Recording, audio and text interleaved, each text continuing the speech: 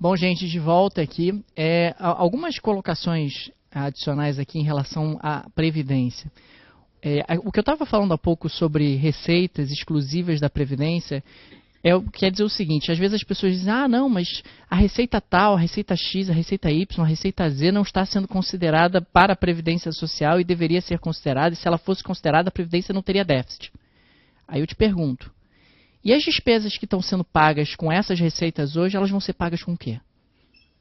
O problema, no final das contas, o bolo é um só, é isso que eu quero colocar.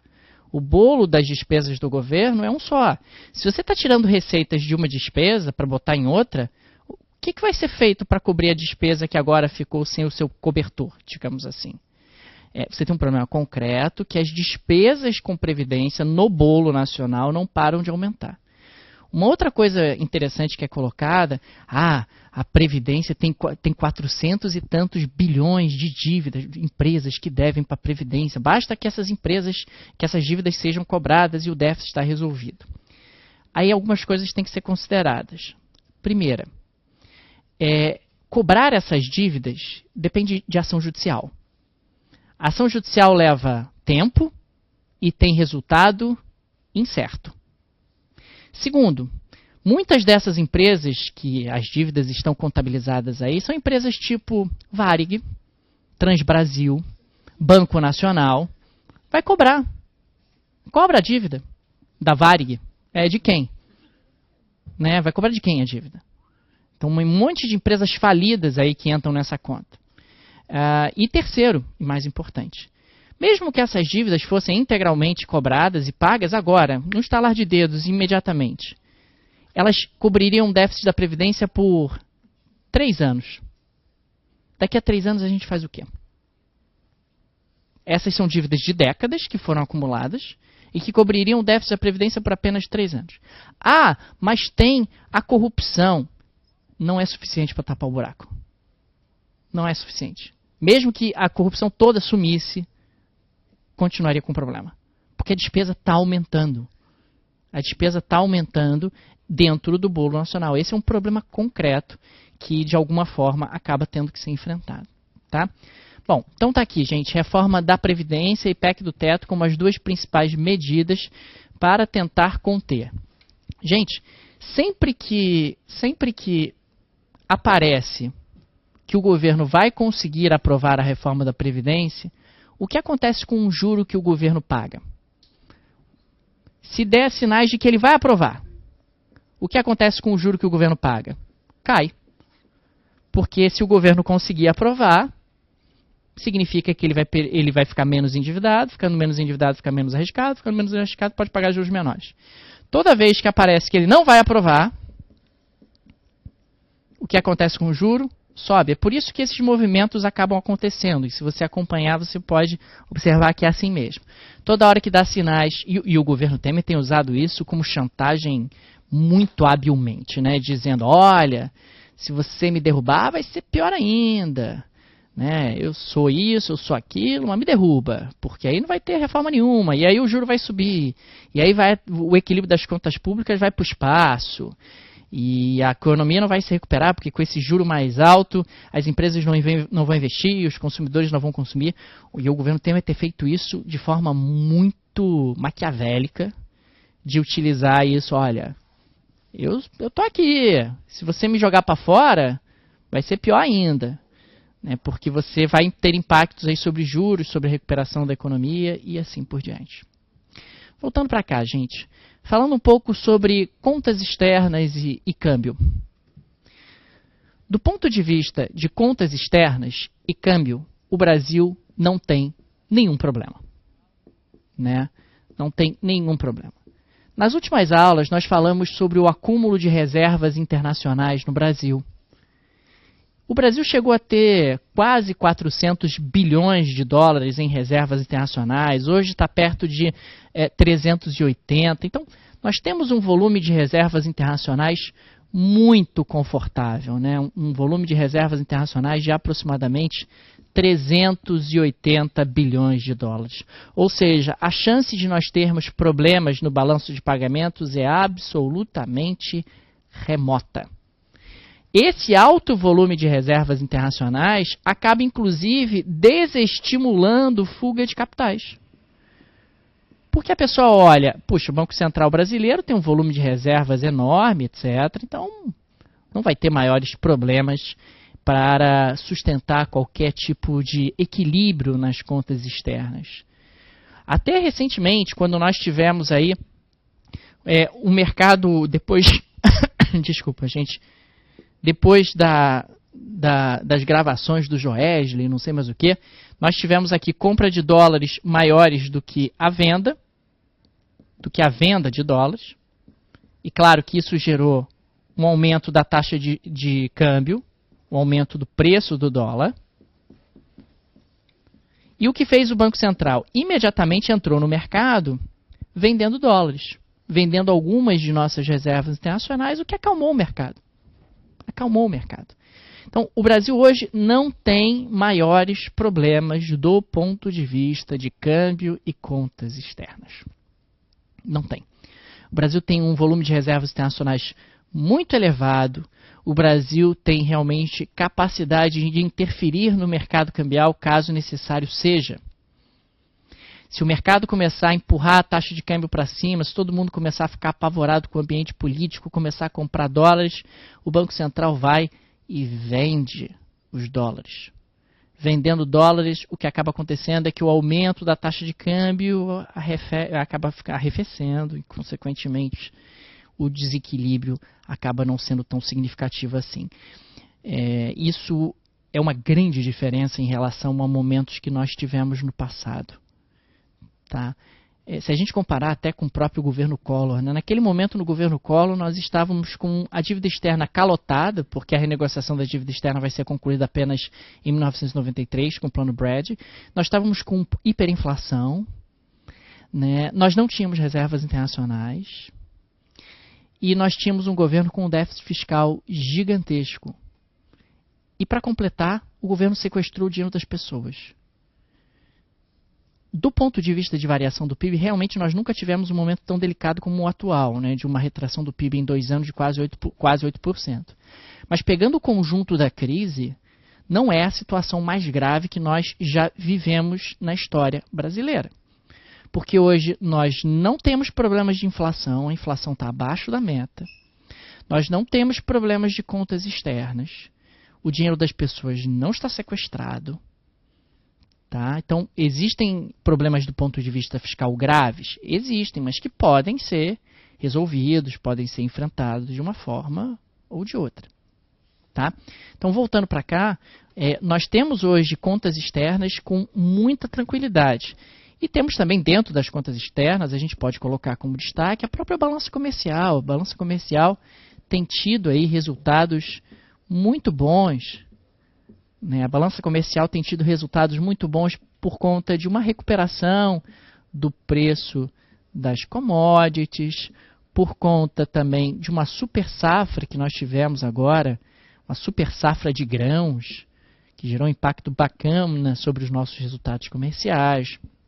A própria recessão, né, que diminui principalmente as importações acabam desabando.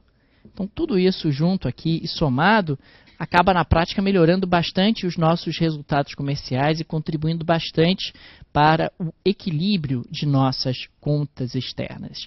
Portanto, do ponto de vista do quadro externo, do quadro cambial, o Brasil não tem maiores problemas. Claro, vamos lembrar aqui que no câmbio hoje, o câmbio no Brasil ele é flutuante. A taxa de câmbio flutua aí de acordo com os ventos do mercado. O que acaba acontecendo na prática é que nós temos a taxa de câmbio sendo definida por oferta e demanda por dólares. Então, do ponto de vista das contas externas, do ponto de vista cambial, nós não temos maiores problemas. O Banco Central entra vendendo dólares quando a taxa de câmbio sobe muito rapidamente para conter a pressão inflacionária que uma desvalorização cambial causaria e também para acalmar as pessoas. Porque quando a taxa de câmbio começa a subir, por alguma razão, as pessoas começam a comprar mais dólares, porque elas começam a achar que o preço do dólar subirá ainda mais. E aí e quanto mais o dólar sobe, mais gente compra, porque mais gente acha que ele vai subir ainda mais. Por isso, quando você entra vendendo e contém esse ímpeto inicial, a coisa tende a se acalmar. Porque a partir do momento que a pessoa vê, não subiu, eu ia comprar, não vou mais, posso adiar, dá para esperar. Esse movimento realmente ele é visível em países como o Brasil, e a gente pôde observar recentemente, nesse último mês, quando o Banco Central entrou vendendo dólares, todo aquele aumento da taxa de juros, da taxa de câmbio causado pelo aprofundamento da crise política, rapidamente acabou se dissolvendo. Tudo bem, gente? Tranquilo? Bom, então, do ponto de vista das contas externas, não temos maiores problemas. Falando um pouco aqui de crescimento. Crescimento econômico. A gente falou na aula passada sobre as razões pelas quais o Brasil entrou em retração, né? O PIB brasileiro ele acabou encolhendo. Vamos recuperar um pouco essa discussão até para a gente levar daqui adiante. O PIB no Brasil hoje é consumo, mais investimento, mais gastos do governo, mais exportações de bens e serviços, menos importações de bens e serviços. Tá legal? Então tá aqui.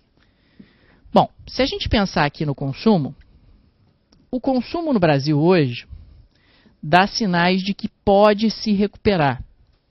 Ele pode se recuperar principalmente por conta de dois fatores. A queda da inflação. A queda da inflação acaba recuperando o poder de compra das famílias. E também a queda de endividamento das famílias. A queda de endividamento das famílias acaba, na prática, sendo um elemento que pode melhorar o consumo. Bom, um elemento que poderia aparecer e ainda não apareceu e poderia melhorar essa equação é o ambiente de expectativas, mas as pessoas continuam estando muito preocupadas em relação ao futuro, muito pessimistas em relação ao futuro. Né? As expectativas é que poderiam melhorar ainda mais e, consequentemente, impactar positivamente a recuperação do consumo. O que eu quero colocar para vocês é que a recuperação do consumo está numa situação hoje melhor do que estava há 2 anos. Melhor do que estava em 2015. Em 2015 a inflação estava lá em cima e o endividamento das famílias estava no maior patamar da história. De lá para cá o endividamento caiu, a inflação caiu, o que pode, consequentemente, recuperar o consumo das famílias. Só não tem se recuperado, em grande medida, por conta de expectativas muito deterioradas e também por conta do desemprego. Desemprego que continua muito alto. O desemprego muito alto, claro, acaba atrapalhando a recuperação do consumo do ponto de vista macroeconômico. Então, o desemprego, e a gente vai falar mais sobre ele ao longo dessa segunda parte da aula, também é um elemento que está atrapalhando e que poderia impulsionar a recuperação de forma mais forte, de forma mais robusta. Do ponto de vista do investimento, olha, o investimento das estatais continua bastante problemático, a gente já falou sobre isso, mas o endividamento das empresas, isso inclui as próprias estatais, vem caindo. O endividamento vem caindo, o que aos poucos recupera a capacidade de investimento. E mais, nós temos recebido aí mais investimento externo, o que pode alavancar a recuperação do investimento dentro da economia brasileira. Nós temos tido também pacotes de concessão sendo delineados. Esse ponto de pacotes de concessão apareceu inclusive no conteúdo programático aí do concurso, mostrando justamente que a concessão tem sido enxergada pelo governo como uma alternativa para estimular o investimento, ou seja, uma parceria entre o setor público e o setor privado. As concessões, então, são vistas aí como mecanismo de recuperação do investimento, como alavanca do investimento. Se as empresas brasileiras não estão com tanta capacidade de investimento, você pode atrair também empresas estrangeiras para realizar esses investimentos, para participar de concessões. E aí você pode pensar nos exemplos mais recentes que foram concessões de aeroportos. Tá? Mas não são só concessões de aeroportos que estão sendo delineadas, concessões de estradas também estão sendo pensadas, de portas, etc. Então, concessões na área de infraestrutura, fundamentalmente, são as concessões, um grande destaque aí dentro dessa estratégia de recuperação do investimento, de alavancagem do investimento dentro da economia brasileira.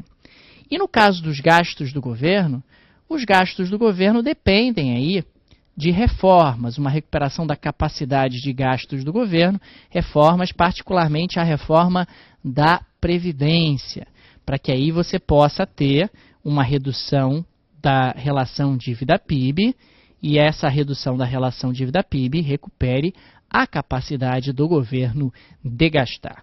Colocando, então, nesses termos, a gente está olhando aí um pouco da estratégia de saída que está sendo delineada para a recuperação do crescimento da economia brasileira. O consumo é o que está à frente, sem dúvida alguma. O consumo está à frente porque o consumo, com a queda da inflação e do endividamento, ele tende a se recuperar. Ele vai se recuperar mais rápido ou mais devagar, de acordo com as expectativas dos consumidores em relação ao futuro. Então, consumidores mais otimistas em relação ao futuro tendem a consumir mais. E também depende um pouco da recuperação do emprego, da diminuição do desemprego, para saber se essa recuperação do consumo vai ser mais veloz ou então se ela vai ser mais lenta. No caso do investimento, o endividamento das empresas tem caído, das estatais em particular tem caído bastante. Se a gente pegar a própria Petrobras, os balanços dela têm apresentado isso. A redução do endividamento da Petrobras é notório, é visível a redução de endividamento, principalmente por conta da estratégia de desinvestimento, né? Ou seja, venda de ativos para abater dívida e, consequentemente, recuperar sua capacidade de investimento no momento seguinte.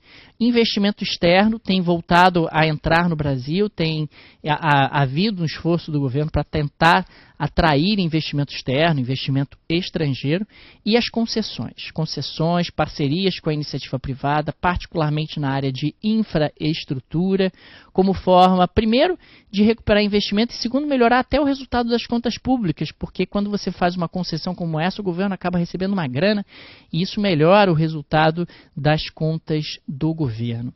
E pelo lado dos gastos, a estratégia de saída, ela passa por reformas, principalmente a reforma da Previdência, para que a relação dívida-PIB diminua ou pelo menos cresça mais lentamente e, consequentemente, recupere a capacidade do governo de gastar. Recupere a capacidade do governo de gastar. Tudo bem, gente? Tranquilo? Um outro ponto importante que agora está sendo discutido, e particularmente ontem acabou aparecendo aí no noticiário com força, é a questão da reforma trabalhista. A reforma trabalhista no Brasil é algo que é discutido há muito tempo. Acho que desde que eu me entendo por gente se fala de reforma trabalhista. No caso do Brasil em particular, nós temos uma legislação trabalhista, pelo menos a base dela, a espinha dorsal, vem lá da CLT, do governo do Getúlio Vargas, e ela traz algumas vantagens e algumas desvantagens. Se a gente pensar em termos de legislação trabalhista no Brasil, nós temos no Brasil uma justiça especializada em questões trabalhistas. Isso é algo incomum internacionalmente. Justiça especializada em questões trabalhistas, justiça especializada em questões eleitorais. Justiças especializadas é algo relativamente incomum mundo afora. O fato é que o Brasil reúne mais de 90% das ações trabalhistas do mundo. Isso não é um exagero.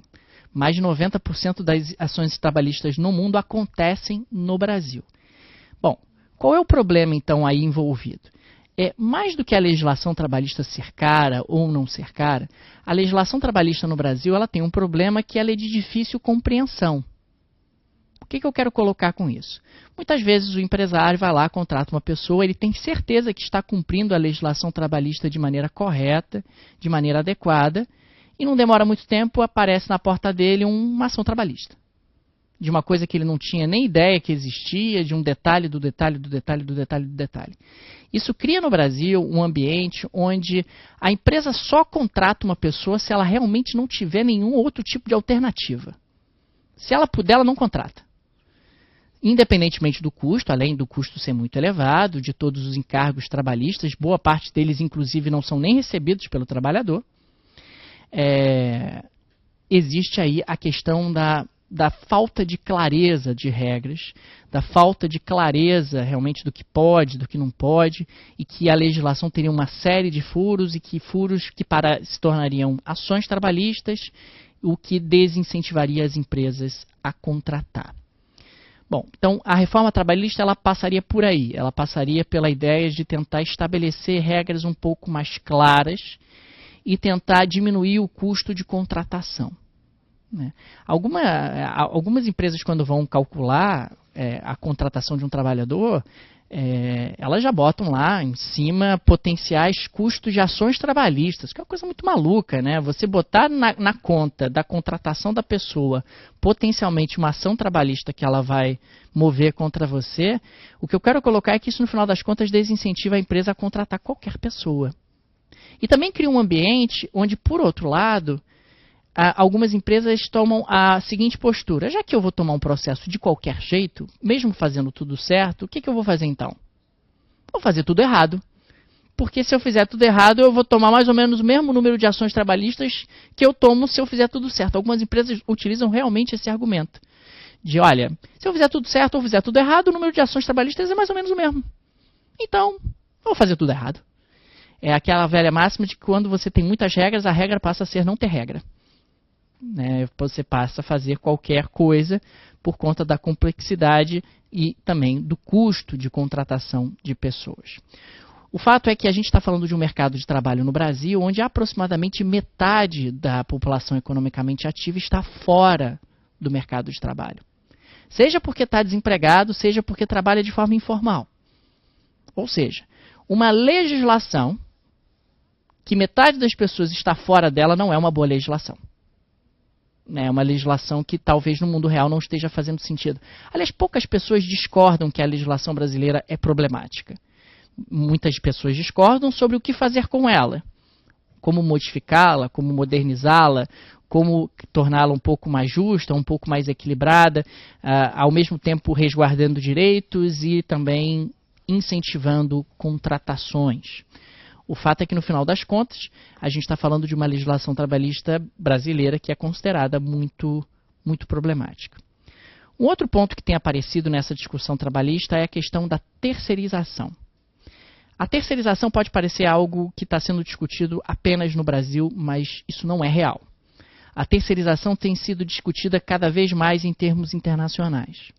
Quando você pega realmente trabalhos de vanguarda que estudam o mercado de trabalho, alguns deles chegam a apontar que trabalho para uma única empresa é coisa do século XX.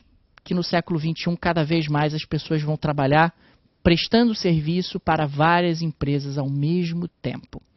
Isso em vários segmentos já acontece, já é uma realidade, como no segmento de TI, se você pensar, ou mesmo em algumas áreas financeiras. Se o cara tem lá uma empresa, ele começa a prestar serviços financeiros ou serviços de TI para diferentes empresas.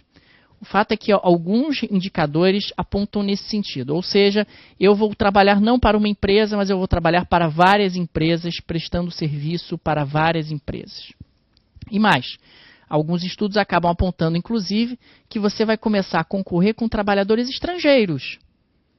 Com uma disrupção do conceito de tempo e espaço, você pode muito bem, se você, sei lá, é um analista financeiro, você pode prestar serviços de análise financeira para uma empresa alemã, para uma empresa americana, morando no Brasil, morando onde você quiser, e aí você vai concorrer, de repente, com um trabalhador alemão. Essa seria uma tendência da globalização cada vez maior do mercado de trabalho. E que o mercado de trabalho caminharia internacionalmente, não apenas no Brasil, para a direção da terceirização. Ou seja, você não é mais da empresa. Você é você. E você presta serviço para várias empresas, dependendo da necessidade. E isso também entra dentro da discussão no Brasil. É claro que no Brasil a gente é muito imaturo e ninguém discute absolutamente nada, as propostas são muitas vezes bizarras que aparecem no Congresso e ninguém quer entender realmente qual é o contexto efetivamente envolvido, o que poderia e não poderia, o que deveria e que não deveria ser discutido. Mas quando você entra nessa questão da terceirização, o argumento é esse, de que a terceirização ela é uma realidade e de que, uma vez sendo uma realidade, nós temos que regulamentá-la de uma maneira que crie mecanismos de proteção aos trabalhadores. Não estou dizendo que é isso que está sendo feito no Congresso, estou dizendo qual é o ponto de partida da discussão em termos de terceirização, né? Porque você estaria realmente criando um ambiente onde isso seria absolutamente inevitável. Seria realmente uma direção, mas isso envolveria mesmo a atividade fim da empresa? Sim, envolveria mesmo a atividade fim da empresa. Em muitos casos, a atividade fim da empresa já é terceirizada e já faria sentido ser terceirizada em muitas situações. Tá? Então, falando um pouco dessa reforma trabalhista, que não está muito clara ainda o que vai ser levado adiante, o que não vai ser levado adiante, tá? Esse é um ponto ainda muito em termos de interrogação, assim como a reforma da Previdência, né? Então, ainda tem mais pontos de interrogação do que pontos de incerteza. A ideia aqui, primeiro, envolve a questão da terceirização, a regulamentação da terceirização. Então, você teria que regulamentar a terceirização, estabelecer regras, e aí o argumento do governo é que a terceirização já é uma realidade e vai ser cada vez mais uma realidade. E que quanto mais tempo o Brasil demorar para se adaptar a isso ou a aceitar isso, pior para o trabalhador e pior para as empresas, tá? Então você teria que estabelecer aqui algumas regras em termos de terceirização. Como é que ela funciona, quais são as responsabilidades, etc. Como é que isso poderia ser estabelecido. Outro ponto que tem sido colocado pelo governo é a questão da rescisão contratual, né, da dispensa. Hoje no Brasil a gente tem dois tipos de dispensa, basicamente. Você tem a dispensa quando o trabalhador ele se demite, né? O trabalhador pede demissão. E quando o trabalhador pede demissão, o que ele leva? Nada. Absolutamente nada. E quando o trabalhador ele é demitido? E quando o trabalhador ele é demitido, o que ele leva? Tudo. Absolutamente tudo. Então, isso acaba criando um ambiente onde você incentiva e premia o cara que é um trabalhador ruim, de certa forma, em muitos casos. Não em todos, obviamente. Mas você cria uma situação onde, eu quero ser demitido. Se você já trabalhou numa empresa, isso acontece direto. Eu vou fazer corpo mole aqui para ser demitido, porque assim eu levo os 40% do FGTS, levo também o meu FGTS e tal. Eu não vou pedir para sair nunca. Vou ficar aqui, vou sentar e tal. Bom, o que o governo está propondo é que seja criada uma situação intermediária. Ou então, o que muitas vezes também acontece é o seguinte, olha, eu quero sair da empresa, eu viro para a empresa o seguinte, empresa, me demite, que eu devolvo o dinheiro da multa, porque eu quero sacar o FGTS. Então me dá o dinheiro da multa que eu devolvo para você. Que é o acordo, é o famoso acordo. O que o governo está propondo é que o acordo seja institucionalizado, que haja uma terceira forma de dispensa, que seria a do acordo. E a do acordo, o trabalhador levaria uma parte, seria uma situação intermediária, levaria 80% do FGTS e tal, levaria um pedaço da multa, e aí não seria nem tão caro demitir, nem ao mesmo tempo o trabalhador não sairia de mãos abanando se ele tomasse a decisão de pedir demissão. Aí tem um outro ponto extremamente polêmico, que é a questão das mulheres grávidas em locais insalubres, né, que estão querendo permitir, etc., que é, sem dúvida nenhuma, algo muito problemático. Tem a questão da jornada de trabalho. A jornada de trabalho que teria maior flexibilidade dentro da semana. Não é que você vai mudar a jornada de trabalho, mas hoje existe a proposta de que a jornada de trabalho de 44 horas semanais ela possa ser combinada pelo trabalhador e pelo empregador. Ou seja, se eu vou trabalhar mais na segunda, menos na terça, mais na quarta, menos na quinta, você define com o teu empregador. É a ideia de que você não deveria ter mais essa rigidez que existe hoje. Tem que trabalhar lá 8 horas por dia, não sei o quê, tem no máximo 2 horas extras por dia. Não, existem situações onde talvez faça sentido você trabalhar 12 horas num dia, folga no outro, trabalha 12 horas no outro, folga no outro e assim por diante. Se você quiser negociar com a sua empresa, a CLT não se meteria mais nisso. E tem um outro ponto extremamente polêmico, que é o fim do imposto sindical. Né? O imposto sindical é aquele onde você tem um dia de trabalho descontado por ano do seu salário, que é destinado ao financiamento do sindicato. Bom, o Brasil tem um número de sindicatos pequeno, assim, 16 mil sindicatos, e isso, no mínimo, cria uma situação de desconforto. Mas, ao mesmo tempo, tem se discutido que, puxa, se você tirar o imposto sindical, vai fragilizar o sindicato, vai fragilizar a postura do trabalhador e que isso seria algo problemático. Bom, o fato é que você está mexendo, então, ou tentando mexer, numa série de regras. A questão sindical, a questão da jornada, a jornada seria a mesma, mas você poderia ter flexibilidade para distribuí-la ao longo da semana, numa negociação entre patrões e empregados. A ideia da reforma em si é dar mais força às negociações, inclusive colocando que negociações coletivas teriam mais força do que a própria lei, né, em algumas questões, não em todas, né, mas que as negociações coletivas teriam mais força do que a própria lei. Tudo bem, gente? Ok? Uma outra reforma que aparece sempre, e está inclusive no programa, seria a reforma tributária. Essa aqui é bem complicada de avançar, mas, de qualquer forma, foi citada lá no conteúdo programático, vale a pena falar um pouquinho. Reforma tributária. O Brasil tem basicamente hoje o sistema tributário do PAEG. Se vocês lembrarem, a gente teve aqui uma aula sobre o PAEG, viu lá a reforma tributária do PAEG, e de lá para cá eu não falei mais sobre reforma tributária, simplesmente porque não teve reforma tributária de lá para cá. Você teve pequenas modificações, criação de uma contribuição aqui, uma contribuição acolá, um imposto aqui, um imposto acolá, deixa de ser cobrado no destino, passa a ser cobrado na origem, deixa de ser cobrado na origem, passa a ser cobrado no destino, mas são mudanças de perfumaria. Estruturalmente falando, o nosso sistema tributário ainda é o sistema tributário do PAEG.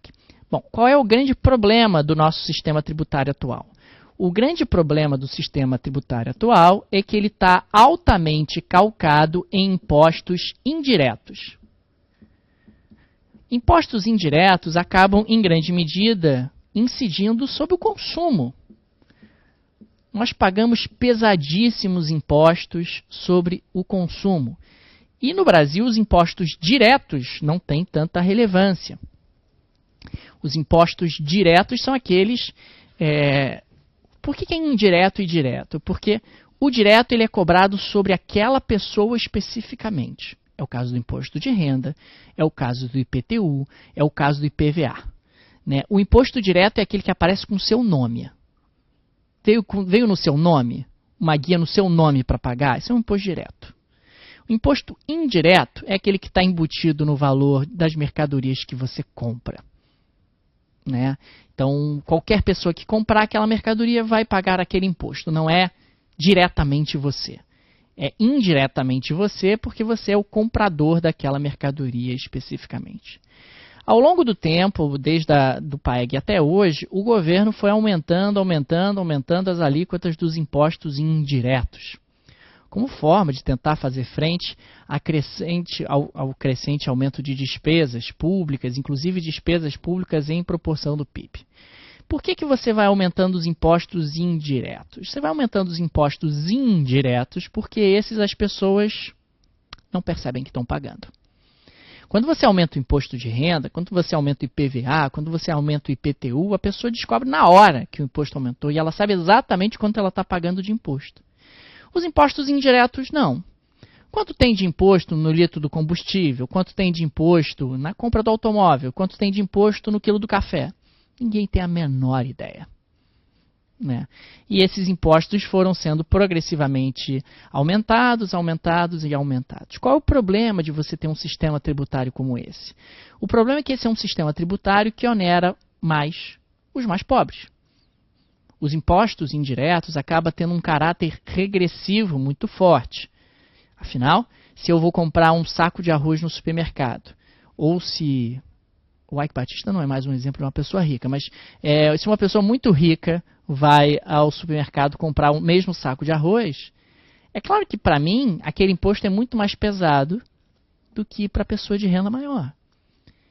Na prática, então, eu estou sendo tributado mais pesadamente, proporcionalmente, do que aquela pessoa de renda maior. Portanto, os impostos indiretos, eles acabam sendo bastante regressivos. A ideia de uma reforma tributária no Brasil, primeiro seria simplificar o sistema tributário e segundo, torná-lo mais justo, mais direto e menos indireto, para que não houvesse tanta regressividade no sistema tributário brasileiro. O Brasil tem um dos piores sistemas tributários do mundo, isso não é um exagero. O Brasil já foi eleito mais de uma vez com esse honroso título, como tendo um dos piores, e pior eu não estou falando de tamanho de carga tributária, eu estou falando de complexidade e muitas vezes incapacidade de compreender o sistema tributário brasileiro. O Brasil, em média, as empresas gastam 2.800 horas por ano para calcular o valor dos impostos. O segundo colocado nesse honroso ranking é a Bolívia, onde lá se gastam apenas 1.500. É quase metade, tá? O segundo colocado. Calcular impostos no Brasil é absolutamente incompreensível. Desde a Constituição de 88, incluindo União, Estados, municípios, etc., nós já tivemos no Brasil a publicação de mais 3 milhões de novas regras tributárias. 3 milhões não é um exagero. 3 milhões de modificações nas regras tributárias. Todo dia no Brasil as regras tributárias mudam em algum lugar deste país, de alguma forma. É um sistema tributário absolutamente incompreensível, mas que também dá dinheiro para muita gente. Você pode pensar, puxa, mas por que não simplifica o sistema tributário? Volta e me aparece essa própria, vamos simplificar o sistema tributário. Aí eu pergunto a você, mas aí as consultorias tributárias vão ver de quê? Né? Os burocratas que calculam impostos vão viver de quê? Tem muita gente que ganha dinheiro na confusão. Confusão é rentável para muita gente, é isso que eu quero colocar. Essa galera que vive hoje para calcular esses impostos todos, que serve para fiscalizar esses impostos todos, que serve para contornar esses impostos todos, vai fazer o quê? Vai ter que trabalhar, inovar, produzir? Não, eu estou ali estabelecido realmente num determinado nicho. O que eu quero colocar é que existe muita resistência. Às vezes as pessoas não entendem isso. Se o sistema é tão difícil, tão complicado, por que simplesmente não facilita, simplifica ele? Porque tem muita resistência, muita gente não quer que seja simplificado, porque simplificar significa prejuízo para muita gente. Tem muita gente que vive da confusão, vive da bagunça, e quanto mais confuso e mais bagunçado, melhor. Melhor. Peguei o exemplo da questão tributária, nossa, tem consultorias tributárias no Brasil que ganham rios de dinheiro simplesmente para orientar você, olha, a mercadoria vai entrar pelo estado tal, sair pelo estado tal, ir para não sei aonde, porque assim você vai pagar menos imposto. Puxa, se as regras tributárias nos estados, municípios e na União mudam praticamente todos os dias, essa pessoa é fundamental. E vai ganhar muito dinheiro. Porque eu tenho que ter um caboclo só para acompanhar essas regras que estão mudando e para criar realmente meandros e mecanismos para contornar toda essa incompreensão e complexidade tributária. Algo muito parecido acontece no abrir e fechar empresas no Brasil. Né? Abrir e fechar empresas no Brasil é caríssimo, complicado, demorado. Fechar, então, é impossível, né? A maior parte das empresas ela simplesmente é colocada na inatividade, que foi um mecanismo criado no Brasil. Você inativa a tua empresa, você não fecha ela, porque fechar é impossível. É muito caro. Então, bota ela inativa, e no que você bota ela inativa, segue a vida. Né? Deixa lá inativa, e toca a vida. Em vários países do mundo, você consegue abrir uma empresa no mesmo dia. Né? Uma vez eu vi na Economist uma propaganda, abrir uma empresa no Brasil leva 153 dias.